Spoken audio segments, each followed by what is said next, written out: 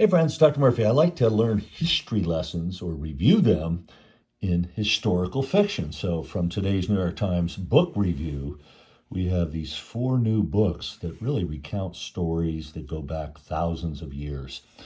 I like the title, Dark Times. So, let's start with the first one. It's believed to be one of the oldest story collections in existence, recorded in Hindi 1,000 years ago, but with haunting origins that are even more ancient, as Douglas Pennock remarks in the introduction to his retelling of The Oceans of Cruelty, 25 Tales of a Corpse Spirit. It reminds us of human propensities whose lasting power we may prefer to ignore. Again, a lot about our human nature told in these history lessons. Next, the sinister aspect of history at the heart of B. Bandele's Yoruba Boy Running is the slave trade, whose malign influence continues into the present as the spiritual scions of the novel's corrupt tribal leaders continue to sell their people to the highest bidder. The book opens in 1821 with a vivid portrait of a prosperous town in a declining African empire that's about to be ravaged by warriors in search of human plunder.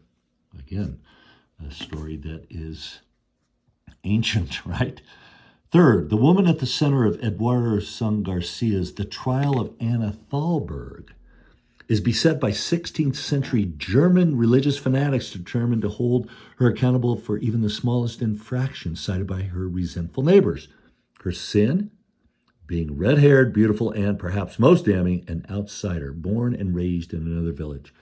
When she's hauled out of her modest hut and denounced as a witch, only her husband and an elderly local priest come to her defense. So this is kind of a recounting of our American history with the Salem witch trials, Nathaniel Hawthorne's Scarlet Letter, books like that. Finally, one cruel aspect of Anna's nightmare is the requirement, eagerly conveyed by the church's lackeys, that her impoverished husband pay the expenses for his wife's trial and even her possible execution.